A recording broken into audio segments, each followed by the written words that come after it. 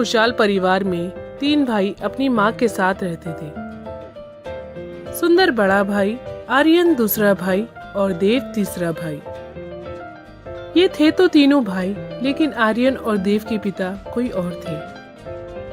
सुंदर के पिता के जाने के बाद सुंदर की माँ ने दूसरी शादी कर ली। शादी के थोड़े दिन बाद ही विमला के पति का सड़क हादसे में जान चली गई।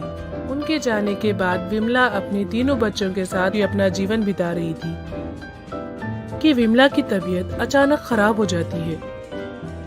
वो अपने बड़े बेटे सुंदर को बुलाकर कहती है, बेटा सुंदर सुनो, तुम तीनों भाई आपस में ऐसे मिलकर रहना। मेरे जाने के बाद और तुम सबकी शादी के बाद भी तुम ऐसे ही प्यार से रहना। मैं चाहती हूँ कि तुम अपने तीनों भाइयों का साथ कभी किसी हाल में भी नहीं छोड़ना। पता नहीं मुझे कब क्या हो जाए बेटा, मैं बूढ़ी हो गई हूँ और अब मेरी मौत का अभी कोई भरोसा नहीं है, वो कभी भी आ सकती है। तुम वादा करो तुम अपने भाइयों का ख्याल रखोगे, वादा करो बेटा। माँ आप ऐसे क्यों कह रही है? मैं वादा करता हूँ मैं अपने भाइयों का ख्याल उनके पिता जैसे रखूंगा और मैं आपको कुछ होने नहीं दूंगा माँ। सुंदर ऐसे कहता ही है कि विमला इस दुनिया से अलविदा हो जाती है। सुंदर और उसके भाई बड़े हो जाते हैं और सुंदर अपने भाइयों की परवरिश एक पिता जैसे करता है। वक्त बीतता गया और सुंदर ने देखते देखते बहुत तरक्की कर ली और उसके पास बंगला, गाड़ी, नौकर चाकर सब थे। उनके घर एक रामू काका काम करते थे, जो पेशे से एक नौकर थे। रामू काका की एक लड़की थी जिसका नाम खुशी था। सुंदर बचपन से ही उसकी पढ़ाई लिखाई का खर्चा उठाता था। सुंदर ने अब शादी की। सुंदर की पत्नी अपने देवरों के साथ एक माँ जैसे रहती थी। वो उनका अच्छे से ख्याल रखती थी। एक दिन सुंदर अपनी पत्नी शीला से कहता है, मैं सोच रहा हूँ आर्यन और देव के लिए कोई अच्छा सा रिश्ता देखकर उनकी शादी कर दूं। हाँ, आप बिल्कुल ठीक सोच रहे हैं। मैं कल पंडित जी को बुलाकर ये दोनों के लिए अच्छी सी लड़कियों का रिश्ता लाने के लिए कहती हूँ। शीला और सुंदर ये सोचकर खुश हो जाते हैं कि वो अपनी जिम्मेदारी से मुक्त हो जाएंगे और उनके भाइयों को भी अपनी जिम्मेदारी उठाने की आदत लग जाएगी। अगले दिन पंडित जी लड़कियों की रिश्ते लेकर आते हैं। शीला आर्यन और देव को बुलाकर लड़की पसंद करने बोलती है। वो शर्मा कर अपने लिए एक एक लड़की पसंद करते हैं।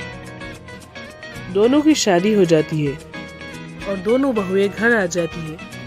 शादी के शुरू तो दोनों बहुत अच्छी रहती है, मगर कुछ दिन बाद वो अपने अपने रंग दिखाती है।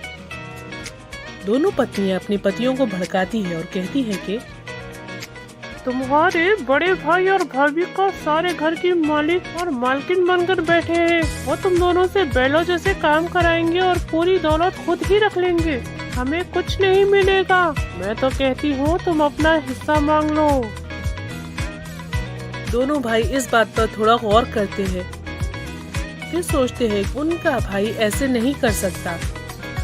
दोनों पत्नियों को बहुत गुस्सा आता है और वो दोनों मिलकर एक योजना बनाते हैं। वो दोनों अपना सारा सोना ले जाकर खुशी की अलमारी में रख देते हैं ताकि उस पर चोरी का इल्जाम लगा सके। सोना अलमारी में रखने के बाद वो जोर जोर से चिल्लाने लगते हैं,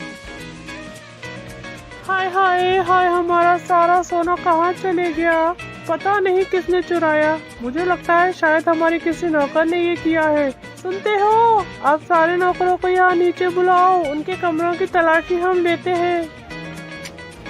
आर्यन देव अपने सारे नौकरों को इकट्ठा करते हैं और उनके पत्नियां जाकर नौकरों के कमरे की तलाशी लेती हैं। तलाशी में खुशी की अलमारी से जेवर मिलते हैं और वो जोर जोर से चिल्लाकर कहते हैं, अरे ये चोर मिल गया, देखो ये खुशी ने हमारे जेवर चुराए थे।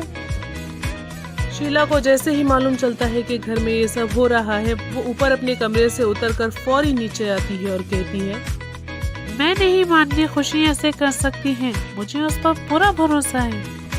हाँ भाभी, मैंने कोई चोरी नहीं की। हाँ, मुझे तुम पर भरोसा है।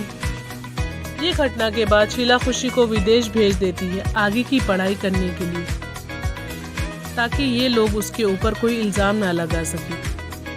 खुशी बड़ी दुखी होकर चली जाती है। यहाँ दोनों बहुएं बड़ी खुश हो जाती है उन्होंने खुशी जैसे रास्ते के कांटे को हटा दिया, क्योंकि खुशी एक ऐसी लड़की थी जिसको हिसाब किताब की ज्यादा जानकारी थी। उसके जाते ही सब ने अपने बड़े भाई से अपना हिस्सा मांगा और तिजोरी की चाबियां भी।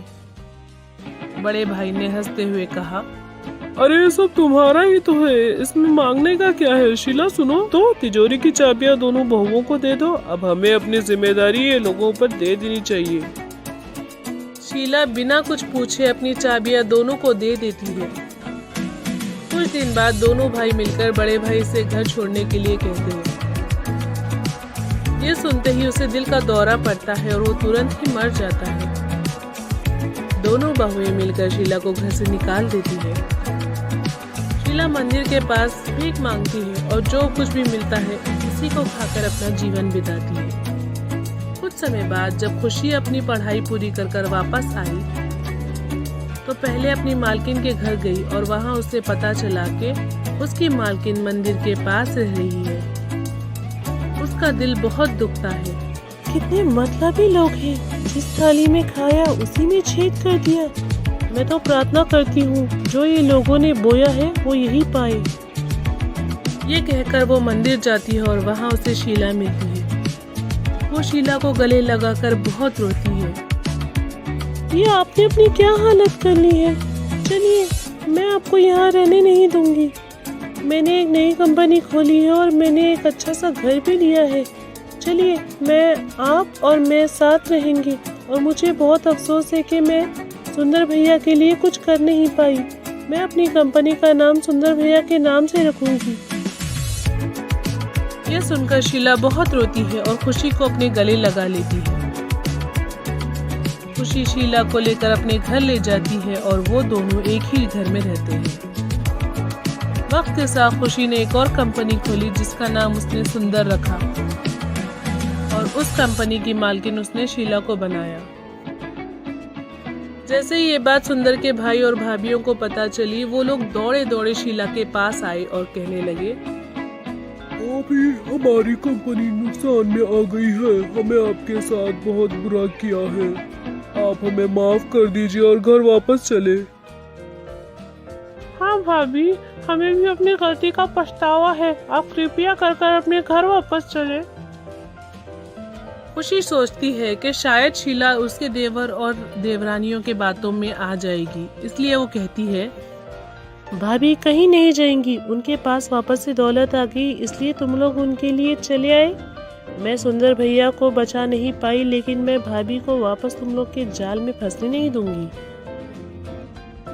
सुंदर के भाई भाभी को खुशी पर बहुत गुस्सा आता है और वो उसे भला बुरा कहने जाते हैं। उस पर शीला अपनी चुप्पी तोड़ती है और कहती है, खुशी बिल्कुल ठीक कह रही है। मैं किस हक से तुम लोग के साथ आऊं? तुम्हारे भाई तो हमारे बीच नहीं रहे, इसलिए मेरा तुम लोग से कोई रिश्ता नहीं है। आप लोग यहाँ से चले जाइए। सुंदर के भाई भाभी मायूस होकर वहाँ से चले जाते हैं और शीला को देखा नहीं जाता कि उसके पति के भाई परेशान हैं। वो अपनी कंपनी के कुछ शेयर उनके नाम कर देती है, जिससे उनका जीवन भी हंसी खुशी बीते।